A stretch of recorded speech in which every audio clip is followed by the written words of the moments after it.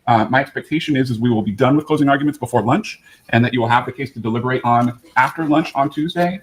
There are several causes of action, and so I do anticipate that it's going to take a bit of time to deliberate on each cause of action. And so I would have a pretty strong feeling that it is likely that you will also be here on Wednesday to finish deliberating. So at present, we're definitely going to be here Tuesday at 9:45. You can anticipate that you're not going to finish deliberating by the end of the day on Tuesday, and that you'll be here at least Wednesday morning to finish deliberations and to render your verdict. And then you guys will know how things are going as to how much longer into Wednesday or potentially Thursday things will take. Okay, any questions about that? Please do your absolute very best to avoid any media. I know that there has been some coverage of it. That's it, chat. Trial is over. Presentation of evidence is done-ski. Wow, it's done. Woo, buddy. Woo, buddy. Coke Fairy, Nick has a case tomorrow. Stick around for the 9:30 show. But yes, the HRO hearings are tomorrow. So, yeah, I don't think it's going to take very long. It's not going to take very long. So, yeah. Yeah, I believe the jury should always get to ask questions. This never came up, but I think the jury should always be allowed to ask questions. You know, the court has the right to go through and say whether or not they're admissible or proper, but everybody has the right to ask questions. I think they should. So, yes, the preponderance of evidence was not presented. Oh, I fully agree. This is a fucking garbage-ass case. This is frivolous, in my opinion. The wettest ass pussy wins. Am I going in there, Colleen, tomorrow? Yes.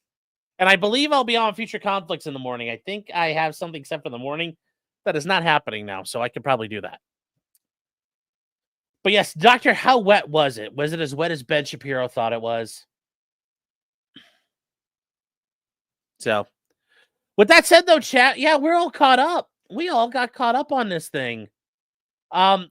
January 6, 2.0 says, suggestion for tonight, Google Maps, put the Ofcom office building and the capabilities of an R9X missile. Well, why? We're not going to strike it, but, you know, a truck full of fertilizer would be very good. So, but thank you for the super chat, January 6th. But yeah, there we go, guys. All done. Was it as wet as Abby Shapiro? Yes. Don't forget to ask Ron on if he's there too. Oh, I'm reaching out to Ron tomorrow.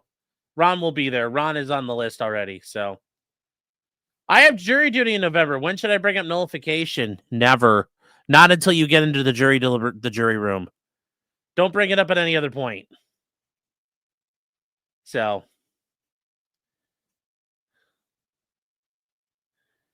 hilarious that the client let out in court that his client has a leaky vag. Yeah, well. Abby Shapiro has those heavy. She got breast reduction surgery, so she doesn't anymore. But guys, here's the point. I mean, I'm not convinced. And even if she did it, I don't give a shit. Like this witness, this victim is awful. So I don't care. But there you go, guys. Once again, this isn't a blockbuster 8-week trial. This is the real world. Civil case is getting tried, getting done. And then next week, we will start the murder trial out in Atlanta. I wanted to show you guys. So, yeah. You think Cardi touched her? I don't. Even if she did, I don't fucking care. So, I'm on the side of the lady. Well, you can be. So, Heavy's got reduced? Yeah, she had reduction. They're definitely not the same size anymore. So, all right, chat. Well, we are going to go to 9:30 here, the live show. I'm going to send you guys over there. We got a lot to cover. If you guys go over there, you can preview and check it out. We will redirect you over there. Yeah, we'll cover this Tuesday, and we'll get into the Atlanta stuff. So, what case are you doing? I forget right off the top of my head, but it's just a random murder in Atlanta, Aaron. It's literally a random ass murder. It's meant to show you guys it's a 3-day trial. Opening arguments, 2 verdict in 3 days. I forget their names, but it's random ass jury trial or criminal trial. So, yeah, it's all it is. It's nothing special, nothing special. But once again, I know like there's Wendy Adelson and all that shit out there. I want to show you guys what the real world is, and I think there's a lot to that. I understand everybody's watching that, but there's a real world out there. There's a world outside every darkened door. And I think you guys should be actually seeing that. So.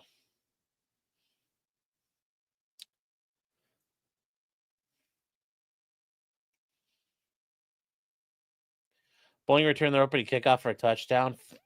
Fuck, yes. All right, chat. But anyways, we are going to wrap this up here. I will see you guys in a couple minutes. Just remember, until 9:30, just because you did it does not mean you're guilty. And that includes Cardi B. She is not liable. So, good night, chat, and I will see you guys in a little while.